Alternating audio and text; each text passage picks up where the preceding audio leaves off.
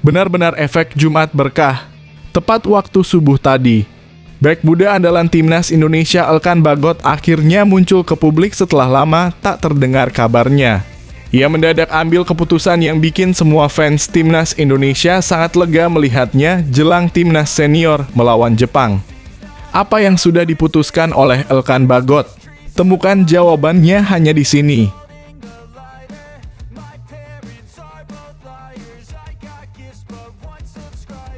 Resmi sudah tok palu diputuskan.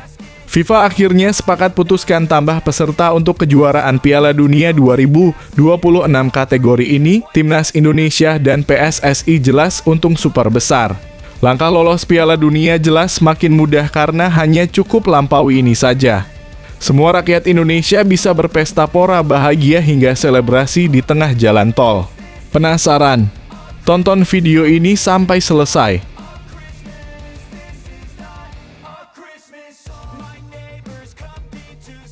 Shin Tae-yong merendah, tapi penuh keyakinan bisakah timnas Indonesia lolos ke Piala Dunia 2026.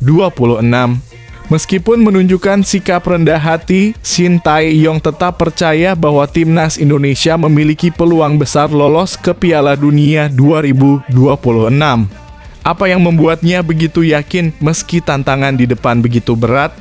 Temukan rahasia keyakinan sang pelatih dalam merencanakan jalan timnas Indonesia menuju turnamen terbesar di dunia. Mohon subscribe channel ini dulu, supaya gak ketinggalan berita terbaru timnas Indonesia. Benar-benar efek Jumat berkah. Tepat waktu subuh tadi, bek muda andalan timnas Indonesia Elkan Bagot akhirnya muncul ke publik setelah lama tak terdengar kabarnya. Ia mendadak ambil keputusan yang bikin semua fans timnas Indonesia sangat lega melihatnya jelang timnas senior melawan Jepang. Apa yang sudah diputuskan oleh Elkan Bagot? Temukan jawabannya hanya di sini. Elkan Bagot meluapkan kegembiraannya setelah mendapatkan kesempatan kembali bermain sebagai starter bersama Blacpol FC.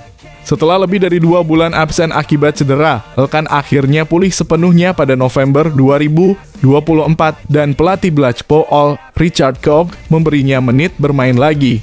Senang rasanya kembali ke lapangan lagi, kata Elkan di Instagram pribadinya menandai kembalinya dia setelah waktu yang cukup lama di luar lapangan. Elkan mendapat kepercayaan untuk turun sejak menit awal ketika Blacpol menghadapi tim muda Liverpool dalam fase grup EFL Trophy 2024/2025. Namun meskipun Elkan bermain sejak awal, pelatih Koch hanya memberinya waktu bermain 1 babak. Di awal babak kedua, Elkan digantikan oleh Takutsuwa Guanzura. Meskipun Blacpol kalah dalam pertandingan tersebut, kembalinya Elkan ke lapangan menjadi sinyal positif bahwa dia semakin fit dan siap kembali bermain lebih lama di pertandingan-pertandingan mendatang. Sayangnya, meski performanya membaik, Elkan hingga kini masih belum mendapat kesempatan untuk memperkuat timnas Indonesia. Salah satu penyebab utamanya adalah keretakan hubungan dengan pelatih Shin Tae-yong. Karena itu, Elkan dipastikan absen saat timnas Indonesia menjamu Jepang dan Arab Saudi pada 15 dan 19 November 2024. Kedua pertandingan ini akan dimainkan di Stadion Utama Gelora Bung Karno, Jakarta. Sebagian netizen Indonesia berharap ketegangan antara Elkan dan Shin Tae-yong segera berakhir. Mereka percaya bahwa Elkan bisa menjadi tambahan kekuatan penting bagi lini belakang timnas Indonesia. Kami merindukanmu Elkan, tulis salah satu akun di kolom komentar Instagram Elkan. Tolong kembali ke timnas Indonesia, timpal netizen lainnya. Apakah kalian berharap Elkan segera kembali ke timnas Indonesia? Berikan pendapat kalian di kolom komentar.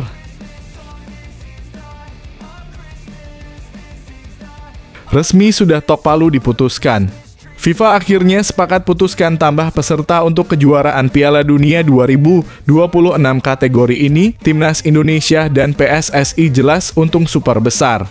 Langkah lolos Piala Dunia jelas makin mudah karena hanya cukup lampaui ini saja.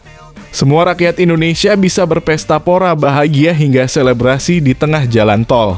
Penasaran? Tonton video ini sampai selesai. FIFA telah mengumumkan perubahan besar untuk Piala Dunia U17 dengan menambah jumlah tim peserta menjadi 48 mulai tahun 2025 hingga 2029. Ini berarti pada Piala Dunia U17 2026, jumlah tim yang berpartisipasi akan meningkat signifikan. Perubahan tersebut juga berdampak pada perwakilan dari zona AFC Asia yang akan mendapatkan kuota lebih banyak. Jatah tim perwakilan AFC akan bertambah dari 4 menjadi 8 tim. Artinya 8 tim teratas dari Piala Asia U17 2025 akan otomatis lolos ke Piala Dunia U17 2025. Ini membuka peluang besar bagi tim-tim di Asia termasuk Indonesia.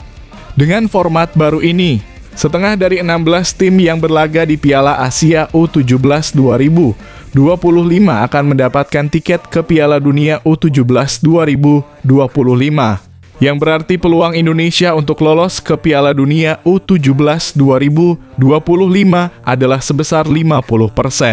Untuk memastikan lolos, Timnas U17 Indonesia harus mampu melaju ke fase gugur Piala Asia U17 2025.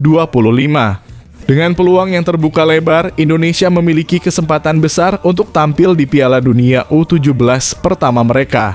Bagaimana menurut kalian? Apakah Indonesia U17 mampu memanfaatkan peluang ini? Yuk bagikan pendapat kalian di kolom komentar.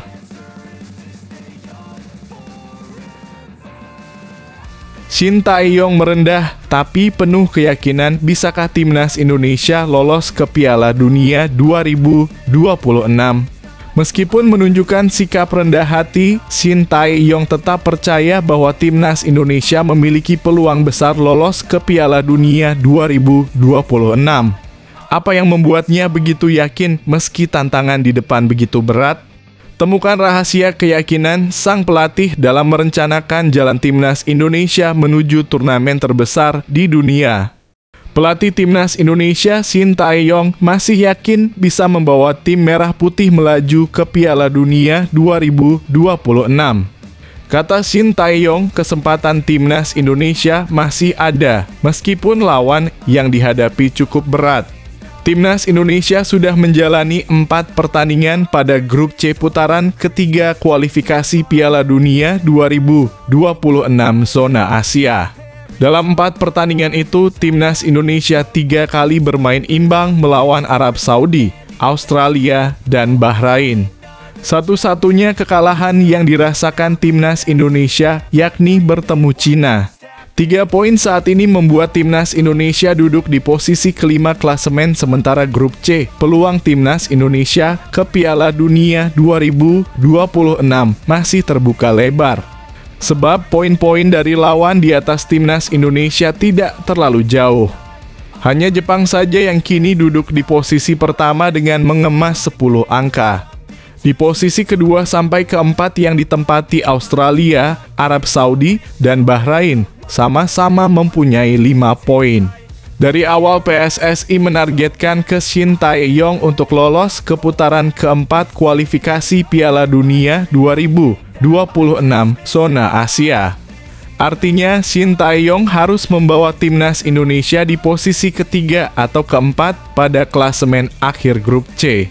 Terdekat Timnas Indonesia akan melawan Jepang pada laga kelima grup C di Stadion Utama Gelora Bung Karno (SUGBK) Senayan, Jakarta Pusat, Jumat (15 November 2024).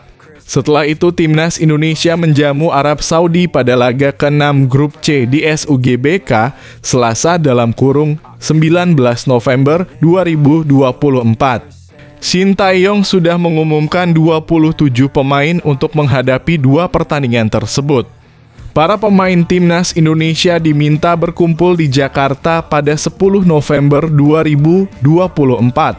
Saat mulai pemusatan latihan, para pemain pasti bekerja keras.